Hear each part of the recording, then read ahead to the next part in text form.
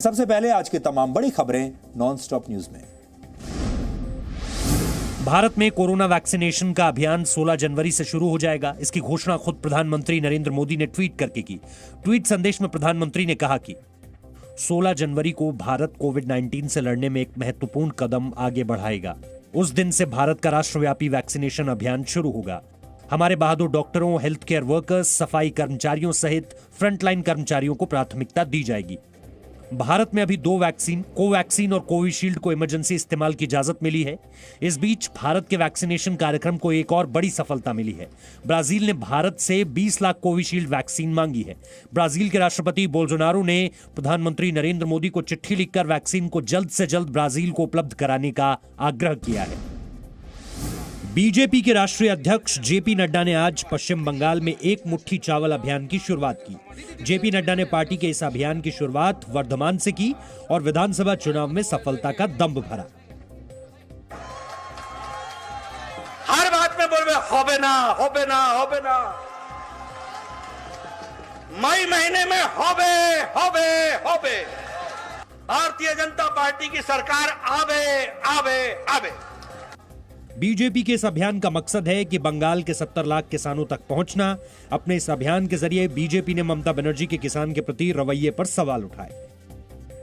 आज मुझे दुख के साथ कहना पड़ता है कि 29 राज्यों में किसान को सबसे कम 24वें स्थान पर पश्चिम बंगाल का किसान है।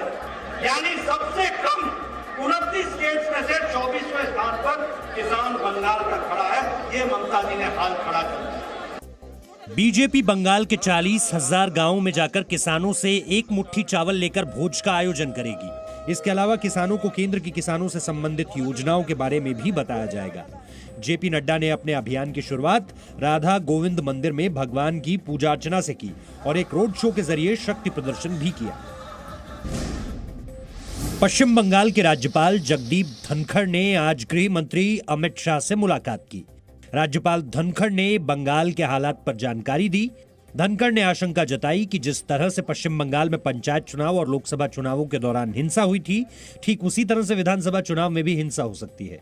सिक्योरिटी एनवायरनमेंट कितना खतरे में है, ये सार्वजनिक है। अलकायदा ने पांव पसार लिए हैं। बॉम्ब्स की वजह से कितने लोग आहत हुए हैं। हर सप्ताह मेरे पास खबर आती है कि इलीगल बॉम्ब एक्सप्लोजन की वजह से ये लोग मर गए।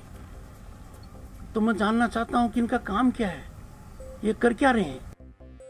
राज्यपाल जगदीप धनखड़ ने यह भी कहा कि विधानसभा चुनाव चुनौतीपूर्ण हो सकते हैं और साफ सुथरे चुनाव के लिए जरूरी है कि सरकारी कर्मचारी किसी पार्टी कार्यकर्ता की तरह काम ना करें। साथ ही राज्य की जनता से हिंसा के खिलाफ खड़े रहने की भी अपील की। 2021 पश्चिम बंगाल के लिए बहुत बड़ा मौका है। हम जो कलंकित होते हैं कि हमारे यहाँ चुनाव रक्त रंजित होते हैं, उसको हम भविष्य में नहीं बढ़ाना चाहते। We want to forget it like a bad dream. Twitter ने अमेरिका के राष्ट्रपति डोनाल्ड ट्रंप का पर्सनल अकाउंट @RealDonaldTrump को स्थायी रूप से ब्लॉक कर दिया है। अमेरिकी संसद के अंदर और बाहर हुई हिंसा में ट्रंप की भूमिका को लेकर विवाद की वजह से ट्विटर ने यह कदम उठाया है। ट्रंप का यह अकाउंट 4 मई 2009 को एक्टिव हुआ था और इससे अब तक करीब 57,000 ट्वीट किए गए थे। इसके बाद ट्रंप ने राष्ट्रपति के आधिकारिक ट्विटर हैंडल से ट्वीट कर ट्विटर पर हमला बोला। उन्होंने आरोप लगाया कि ट्विटर डेमोक्रेट्स और लेफ्ट के साथ मिलकर फ्री स्पीच को खत्म करने की कोशिश कर रहा है। ट्रंप ने यह भी कहा कि वह जल्द ही अपना नया प्लेटफॉर्म तैयार करने के बारे में सोच रहे हैं। हालांकि बाद में ट्रंप ने ये सारे ट्वीट डिलीट कर दिए। इससे पहले फेसबुक और इंस्टाग्राम ने भी ट्रंप के अकाउंट्स पर 2 हफ्तों या निश्चित काल के लिए प्रतिबंध लगा दिया है। यहां तक कि उनके कैंपेन के अकाउंट @टीम ट्रंप को भी बंद कर दिया गया है। महाराष्ट्र के भंडारा में सरकारी अस्पताल में लगी भीषण आग में 10 नवजात शिशुओं की दर्दनाक मौत हो गई।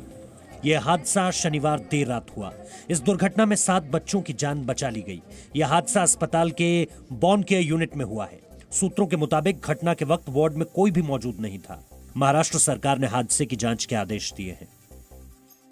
इस घटना की उच्च स्तरीय चौकसी की जाएगी और इस चौकसी में जो भी दोषी पाएगा उसके ऊपर सख्त से सख्त कार्रवाई राज्य शासन की तरफ से की जाएगी।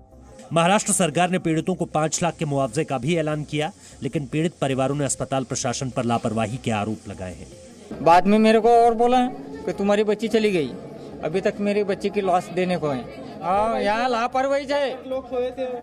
बीजेपी ने भी इस हादसे की उच्च स्तरीय जांच कर दोषियों के खिलाफ सख्त कार्रवाई की मांग की है। जिस प्रकार से ये घटना घटी है, इसकी उच्च स्तरीय जांच होनी चाहिए और ऐसे लोगों पर हत्या का गुनाह दाखिल होना चाहिए जो इसके लिए जिम्मेदार है।